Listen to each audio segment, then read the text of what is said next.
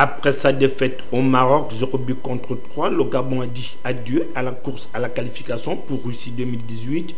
Une affaire qui fait aujourd'hui les chauds gras de la presse internationale.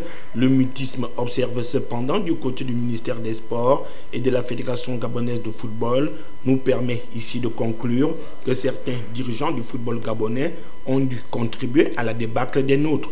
L'interview d'un certain Giovanni accordé à un journal français, SoFoot, relayé par Europe 1 sur son site, démontre que les dirigeants gabonais ne sont pas exempts de tout reproche sur cette fameuse affaire des jus d'orange empoisonnés. Sur son compte Twitter, et à quelques minutes de cette rencontre capitale face au Maroc, le capitaine des Panthères du Gabon avait déjà annoncé les couleurs aux environs de 16h54 minutes. Je cite, la moitié de l'équipe nationale et le staff technique souffrent d'un mal de ventre incroyable. Quel sacré jus d'orange ce matin, des informations affirmées par le staff technique médical des Panthères du Gabon.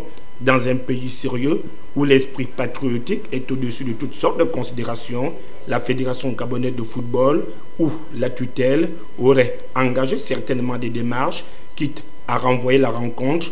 Malheureusement, la suite, vous la connaissez. Réponse ironique de Benassia, capitaine de la sélection marocaine. Vous vous plaignez du jus d'orange, c'est plutôt dans le thé qu'on vous a mis quelque chose. C'est suffisamment clair, la question ne se pose plus. L'empoisonnement des joueurs est plus que probant, des comportements honteux qui dénaturent le football africain. Que dit la Confédération africaine de football et la FIFA?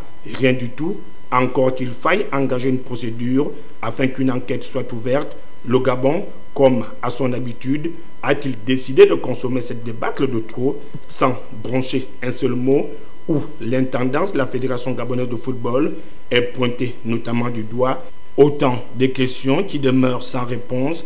La Fédération gabonaise de football gagnerait tout au moins à convoquer une conférence de presse afin de mettre la lumière sur cette affaire aux conséquences fâcheuses pour l'ensemble du football gabonais et qu'au sortir de là, les hommes impliqués soient traduits devant les juridictions compétentes.